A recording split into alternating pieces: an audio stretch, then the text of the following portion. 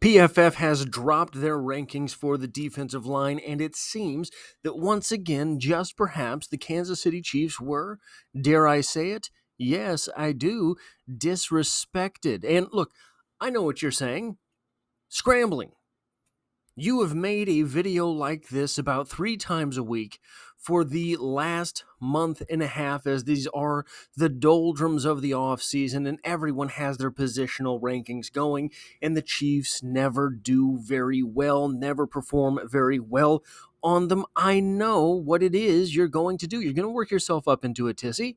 You're going to drop 3 or 4 college freshman level vocabulary words. You're going to ask some open-ended questions. You're going to state that the Chiefs are disrespected because they are from flyover country, and then nothing will get better. Well, you can say that, and I would reply, indubitably. But we are here again because I have a much more schizophrenic take on these rankings. I've done some thinking. I've done some figuring, some confabulating, if you will, and I think perhaps I am slightly misguided in making these disrespect videos. But first, what we're going to get into are those defensive line rankings. We're going to look at the linebacker rankings. We're going to look at the running back rankings. And then we're going to talk a little bit about conclusions here and what it is that we can take from the Chiefs constantly being in the middle of these rankings and constantly being in the Super Bowl. So when you're talking about average in the NFL, there's 32 teams.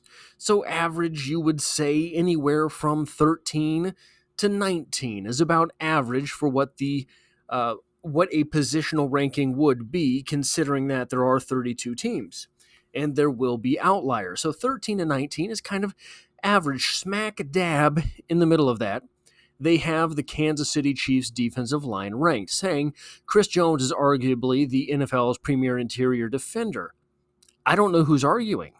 Furthering a prolific career by earning a position-leading 90.2 PFF overall grade last season.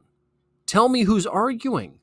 But despite Kansas City's continuous investments in the defensive line, there is not much talent around him. Where are the arguments and for whom?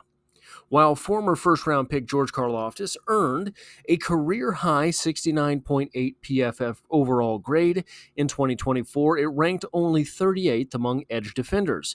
On the other hand, Felix Anudike-Uzomah, who was also a first-round pick, barely got any playing time last season and ranked 70th amongst defenders in PFF overall grade. Now, we all know around here, that's because Charles Omenihu takes half of the season as vacation. It's just what he does. But he'll be there in the postseason.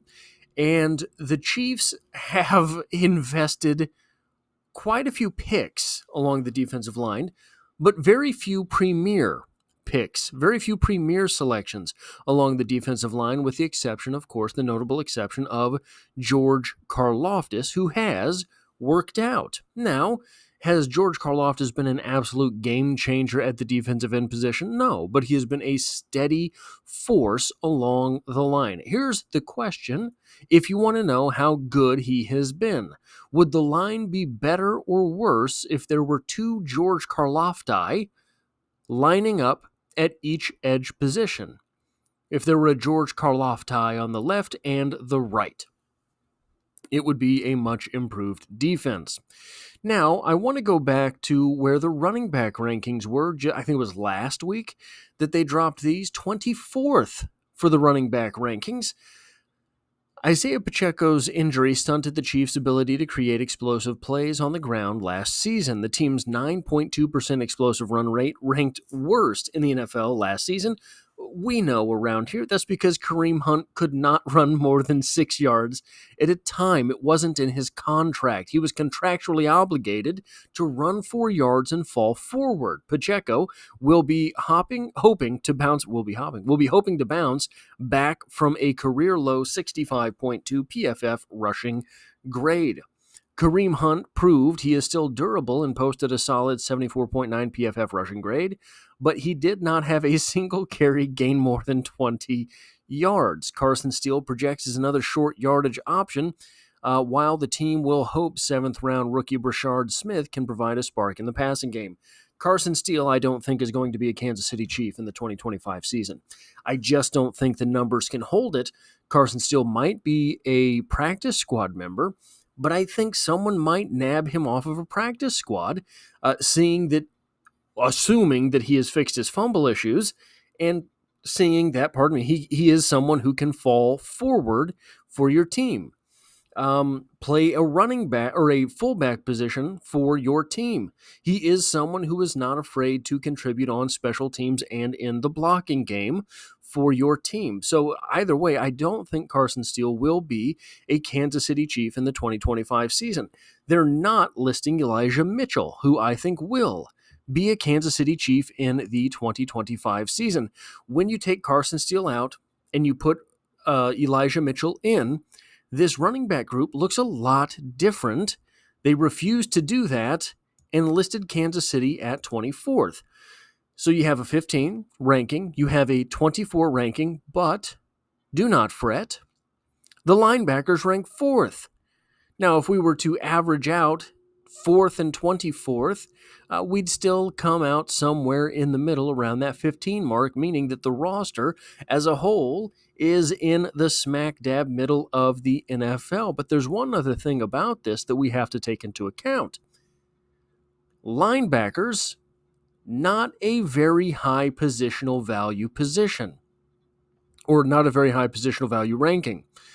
So the Chiefs having the 4th best linebacker core in the NFL is a couple notches above saying they have the best long snapper in the NFL, especially as the Chiefs average something like 2.17 linebackers per play.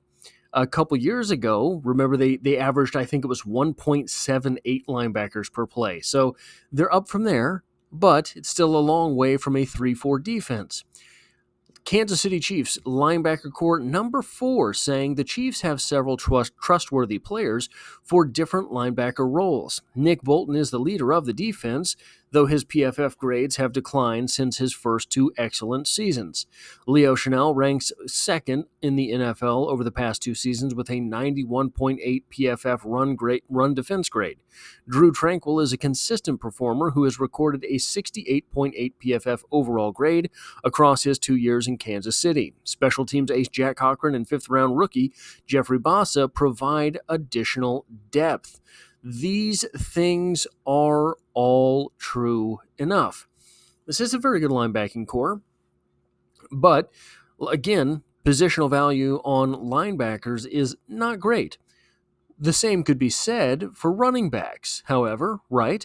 The age of the running back in the NFL is gone, at least for now, at least until some rules change towards the running game. However,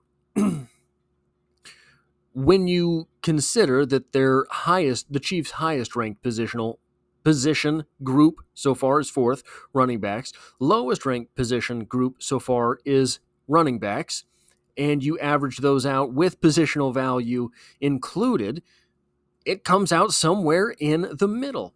And here's what we have to, I know, so on some level I'm jumping the gun here, right? We've got defensive line, we have running backs, and we have linebackers. There's a lot of position groups left to go, but I ask you, where do you think they're going to rank the Chiefs' offensive line?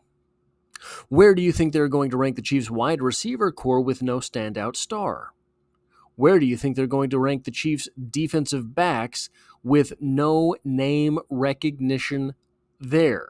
Right? You've got Trent McDuffie, but the mainstream does not recognize Trent McDuffie. I'm willing to bet that PFF does not weight him very heavily. We think Jaden Hicks is going to be a breakout star. They're not going to.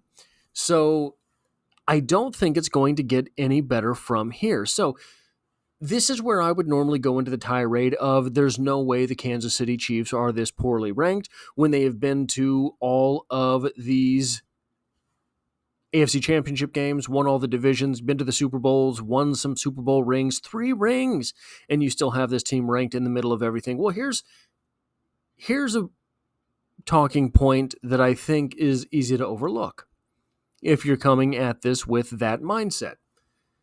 Average, middle of the road, everywhere is pretty good when you spent a decade drafting 28th and lower. Remember, the Kansas City Chiefs had to jump way up to draft Patrick Mahomes. They gave up a lot of draft capital that inhibited their getting better early in the Mahomes days. They had to build a roster through alternative means. They've done that, and then they got straight away to drafting, but they weren't drafting 15th, 16th, 17th. They weren't drafting 13th within that average realm. They were building their roster drafting 28th, 29th, 30th, 31st, 32nd. All of these picks that they have were taken very late in the first round or not in the first round at all. So to build an average roster over the course of a decade with poor draft placement is really impressive. Maybe they are better than average everywhere. Maybe they're not getting the respect they deserve. Maybe they are better than average everywhere but the quarterback position and getting slighted in these rankings. But it looks as if they are a middle-of-the-road team everywhere but quarterback because the Kansas City Chiefs get everyone's absolute best shot every week. That sounds silly, I can concede, from a certain level. The guys in the NFL, they are professional football players. They are paid every week to go out and give their 100%, whether they have a chance at winning or not, whether their pride is on the line or not. You and I both know that is not always going to be the case. You and I both know that these players will lose their focus from time to time. Teams will get disheartened from time to time, except when the big bad Kansas City Chiefs are coming to town. So even the lowliest franchise in the NFL knows, the Raiders, knows that when the Chiefs come to town, there is an opportunity to take a little bit of pride home. Everyone is saying you're going to lose. How about the little bit of pride that comes with saying, okay, but this is the NFL. Any given team on any given Sunday can beat any other team. Maybe we aren't going to the playoffs. Maybe we are racing towards that number 1 overall pick. But during this 1 week, for this one game, I will focus my all towards beating the Kansas City Chiefs, if for no other reason than to shut everyone else up. The Kansas City Chiefs get that opponent every week. I have to ask the question, the open-ended question, is it possible to be average everywhere but one position, quarterback, and win your division 9 years in a row? When you get to the AFC Championship game 7 years in a row, make it to 5 of the last 6 Super Bowls? Is it possible to be average everywhere but quarterback and win 3 Super Bowls, cementing a dynasty for the franchise? Is that possible? I'm just going to leave that as an opening question. I don't know. I don't think so. I think that you have to be better than average in order to get those things done. Otherwise, why wouldn't more teams do it? Why wouldn't more? So here's one thing. I'm going to defend Aaron Rodgers. I know that he's taking a lot of guff in the national media the past few years. I think he is absolutely one of the most talented quarterbacks that we have seen in quite some time. And if you are old enough to remember, right after Tom Brady moved on from the Patriots, and everyone assumed that it was over for Tom Brady because it had always been over for all of the greats after they moved on from their first team, except for Kurt Warner. The very next word out of the national media's mouth was that maybe Aaron Rodgers needed to be considered among the all-time greats. Maybe he was a GOAT in the making. That was a brief period in the NFL, but I promise you it did exist. I promise you I remember hearing all about it. And by the way, it was not unwarranted. Aaron Rodgers, very talented. Very, very talented. Won Super Bowl. Peyton Manning may be the most transformative quarterback of the last 50 years based on things that do not take actual physical capability, right? I know that sounds like a short or a slight against Manning. It's not what I mean. He did not have a rocket arm. He was not Michael Vick fast. He didn't have any of the physical attributes besides height that you would want in a prototypical quarterback. Everything Manning did was right here. Not a whole lot of Super Bowls. It takes a lot of things going very right to get to the Super Bowl, let alone to win one. It is difficult for me to come to terms with the fact that a team could be average everywhere but the quarterback position and still get to so many AFC championships, still make it to so many Super Bowls, still get so many rings. I don't think they are average everywhere. I think there is something happening somewhere on this roster that the mainstream media just can't see. The next point here, this shows the importance of the quarterback position. If everyone on the roster is average, then Patrick Mahomes must be the greatest to ever do it. Immediately, right now. If everyone on the roster is maybe better than average, it still means Patrick Mahomes must be pretty good. Patrick Mahomes had no superstars last season. For all of the talk of Travis Kelce winding down on the offensive side of the ball, Chris Jones has been pretty ignored. Chris Jones did not have a Chris Jones season. Chris Jones got Chris Jones pay and immediately reverted to not Chris Jones, but not a superstar.